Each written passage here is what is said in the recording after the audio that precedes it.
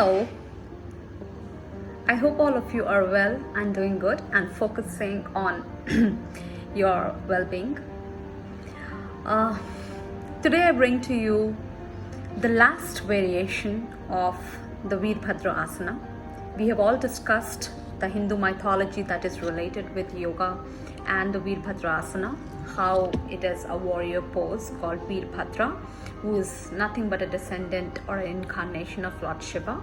And the various variations of this pose is basically showing different faces of a warrior and its symbolic representation of a particular emotion, a particular warfare or intention of mind. The reason I've been taking time and I have almost stretched this entire warrior pose over 4 weeks has a intention to it, and that being that you have to be slow and consistent and persistent. If you think you'll wake up one day and you'll be a yogi, it is not going to happen. I have been practicing yoga for quite a lot of time now, but I'm still learning new things. So take it slow, take it steady, try and bring perfection at the very little you do, then running towards the entire universe. So I hope you have been practicing Warrior 1, 2 and 3 and you are somewhat gaining more confidence and expertise towards these 3 poses. Now moving on to the last variation, the Viparita Virbhadrasana. As the name goes, the reverse warrior pose. I'll take it a bit differently today. Let me first discuss the pose in itself, then I'll take you to the philosophy and origin of it, and then I'll go to the energy benefits of it.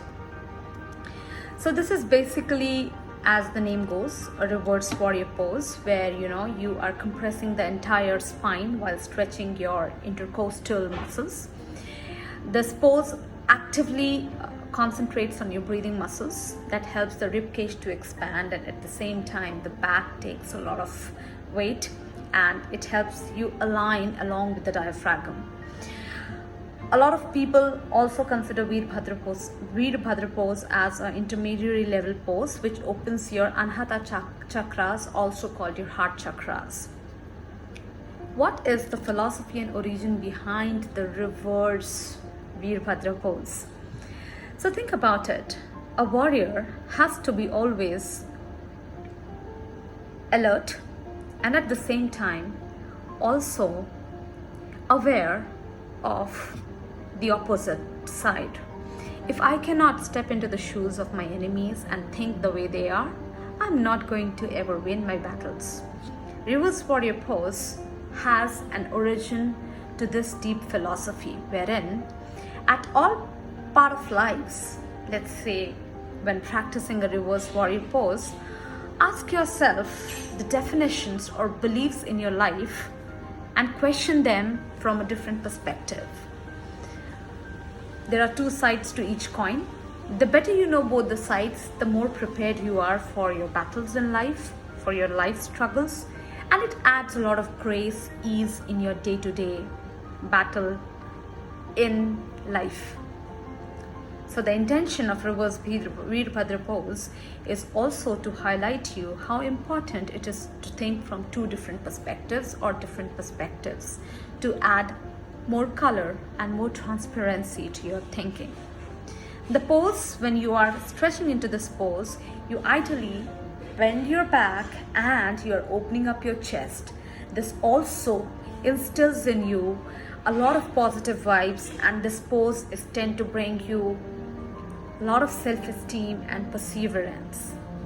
I hope you understand now why the name goes as Viparita Virbhadrasana, because you have to think in the Viparit, in the different perspectives to understand the life better. There are a lot of energetic benefits which I did not cover in the last few posts, but I would want to cover because reverse warrior pose is one of my favorite poses. Because I have breathing problems. I'm a patient of asthma, and this helps me to have better control over my breathing. It has significantly helped me over the years. But the energetic benefits are outstanding, as I just explained, it improves your self-esteem and perseverance. It opens the heart and the throat chakras. So somebody who is sensitive to cold, changing weather, a pose that you must not miss in your daily yoga exercises. Last but not the least, like all other yoga asanas, it calms your mind. On that note, I would take you to the video tutorial. Starting from a downward dog, you have to enter into warrior 2. Take your left leg forward, find the balance, take your both the hands up to a semi warrior 2 pose, putting your right hand down, open your chest, incline your torso and come back to warrior 2, bend down, go back to downward facing dog and put your right leg forward. Notice how the front and the back toe is shaped. Warrior 2, and then go to your reverse warrior pose. Stretch your spine, backward bend and come back to the initial position to a downward dog. If the back end has been tough, go towards a sleeping child pose or the baby pose and relax. Exhale and inhale regularly. Hello, time to talk and take some time exclusively for the benefits of my favorite yoga asana, which is the reverse warrior pose.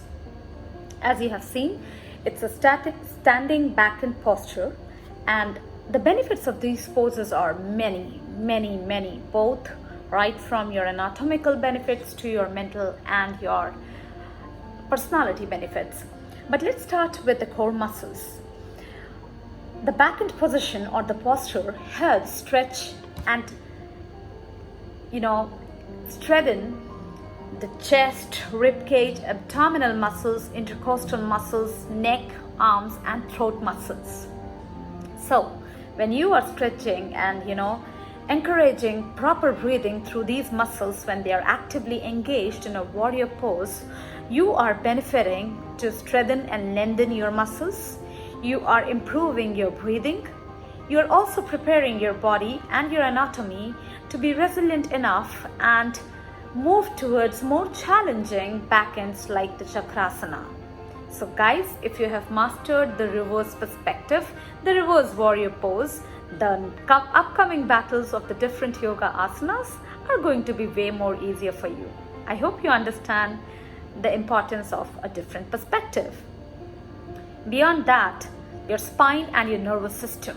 The compressing of the spine and the expansion of the chest together while you are into this pose, while keeping the curvature of the spine, is also in a great way acting to help you hunch your back and improve your breathing, deepen your breathing, expand your chest, which ensures better engaging of the required muscles and again an improved posture. The nerves connected to the spine are also activated in this back end stretch and stimulates the sympathetic nervous system, keeping the flow of prana smooth throughout the channels. And anxiety and depression. Oh my God. How can I begin to explain the importance of reverse warrior pose that will help your mind heal? It helps to improve the nervous system, both actively and functionally, as we just discussed. This therefore helps to reduce the stress and tension stored in either at the rib cage muscles or your back muscles.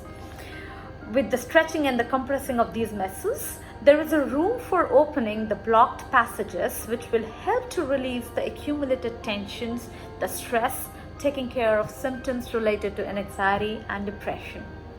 So my dear friends, different perspective is not just important from an opposition point of view, but also very important for your holistic growth development.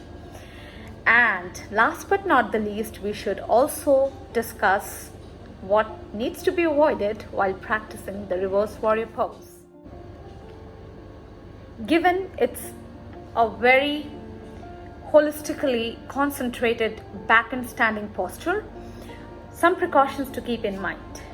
avoid practicing the reverse warrior pose if you have issues of the spine. While this pose is good for spine, but if you are suffering from slip disc bulge, disc being herniated, you should consider not practicing this back and posture. If you have issues of heart, again, you should avoid this variation because this pose is a gentle heart opener. It enhances your breathing and increases your chest and heart muscles activity. Hence, if you do have some heart issues, please consult with your cardiologist before practicing this pose. Patients of vertigo and cervical spondylosis, please and please do not practice the reverse warrior position until and unless advised. We know that this back and posture actually concentrates a lot on your spine, which might adversely affect your cervical spondylosis issues and may cause you dizziness. You do not want to be there, so please do not practice this until advised. Thank you and take care. I really wish that you have gained a lot of strength and a lot of mental strength from the practicing the warrior pose over the 4 variations. I repeat, I took time on purpose so that you do not rush into yoga. Yoga is something that comes gradually with the flow, with the practice, with the perseverance. On that note, I wish you all great health, and I will be coming up with new series of yoga, slow and steady. Until then, stay tuned and please do subscribe to my channel and follow BairagiBong on Instagram for more content. Namaste.